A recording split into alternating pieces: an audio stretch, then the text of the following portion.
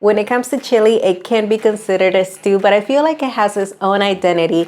It is hearty, comforting, and super delicious. Today, we're making green chicken chili. It is one of those variations that is so worth it because there is so much flavor built in. The base for this is going to be a really flavorful chicken broth. We're gonna take a couple of steps to ensure that we get the most out of it. And we're gonna start with 6 bone-in, skin-on chicken thighs. I removed all of that excess skin. Season it with salt and pepper. You wanna hit both sides. Place a large pot over medium-high heat. And in order to infuse as much flavor as we can into the broth, we need to get some browning here. Once the oil is hot, add the chicken and make sure you get this really golden brown color on both sides. And do it in batches in order to prevent overcrowding that pot. Once all of the chicken is ready, pour in 8 cups of water. Add the remainder of that chicken back into that pot. Apart from browning, some aromatics are really gonna boost the flavors. Half a teaspoon of whole allspice, half a white onion, 8 peeled garlic cloves, and 1 bay leaf. Let it reach a boil, then lower that heat to medium-low so it reaches a gentle simmer. Cover and let the chicken cook completely. It'll take about 20 to 25 minutes. Meanwhile, I'm gonna turn on that broil to high. Let the oven preheat because we've got some prep to do. The salsa verde is very simple to make. We're gonna start with 2 poblano peppers. I am gonna wear kitchen gloves just in case they're spicy, but generally they are mild in heat. Just gonna cut them in half and remove the seeds and stem. Do the same thing with 2 serranos, or if you want to preserve the heat, you can leave the seeds as well, but do remove that stem. As for me, I'm going to leave the seeds on half of the pepper for a little bit of that kick.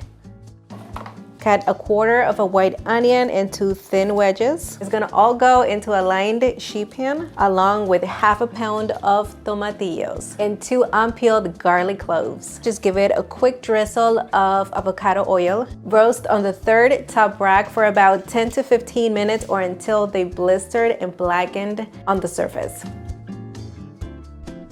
Chicken is done and look at the color of the broth.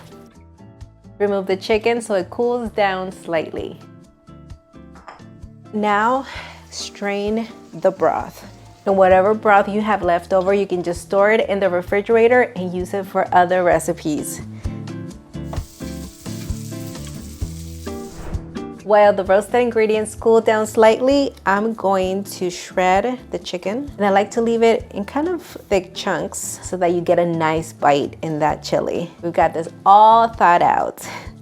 All roasted ingredients go into the blender. Peel the garlic cloves. What a gorgeous color.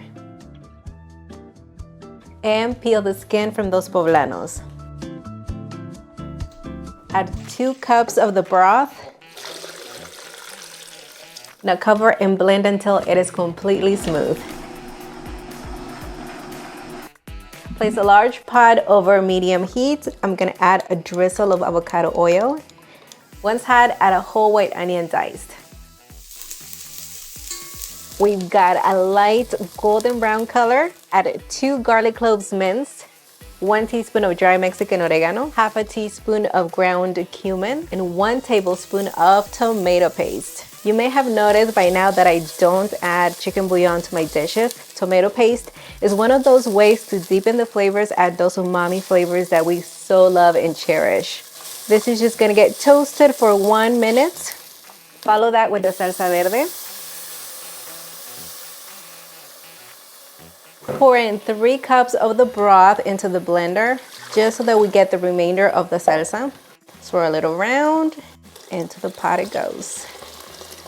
Stir that around, making sure you scrape some of the browning at the bottom. Let this reach a gentle simmer, then cover and let it cook for 10 minutes. Time to add the rest of the ingredients. Ooh, yeah, baby. I got excited for a moment. Look, we're gonna be adding 2 15-ounce cans of cooked pinto beans, rinsed and drained, 1 cup of corn, the shredded chicken, a quarter of a bunch of cilantro roughly chopped, Mix that in until it is completely coated in that salsa verde. Once this reaches a gentle simmer, once again cover and let it cook for another 10 minutes. We are looking like $1 million. This is more on the brothy side because that's how we like it. You can always add less broth or even let it reduce down until you reach your desired consistency. Just keep in mind that this will continue to thicken as it cools down. For the finishing touches, I'm going to do 2 tablespoons of lime juice. What is that ingredient that just opens up all of the flavors? Salt. Do it to taste. You are ready to serve. Top it off with some sour cream, good melting cheese. I'm using a 4-cheese Mexican blend and sliced green onions. Mix all of that in there. It's gonna give you a really good creamy component. I've already done that. Mix it in, Nelson. This looks so good. This is incredibly delicious. And it has already kind of thickened up a bit more. I even got hiccups out of excitement. Okay, just ignore the hiccups.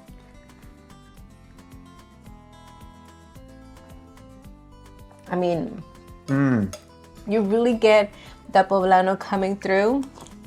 The kick from the serrano. Wow. It's just mild, it's very subtle, creamy. Oh my goodness, then you get that bite of sweetness from the corn. I mean, it is just comfort food at its best. This is so perfect. The sour cream actually adds a lot to it. It does. And I prefer to add it at the end. That way it doesn't curdle. You're just on the safe side. What are you pairing it with? Corn tortillas. Yes. You can also pair this with chips, corn tortilla chips. No, this is really good. It is. The full printable recipe is going to be available at villacocina.com. You've got the list of ingredients, detailed instructions, the video itself, everything in one place. So go check it out. I'm gonna leave the link down in the description area. This is one you got to make. Don't forget to subscribe, like this video, and click the notification bell. Okay? All right. Until Bye, the next one, everyone. Is this worth $1 million? Oh, yeah. All right, pay up.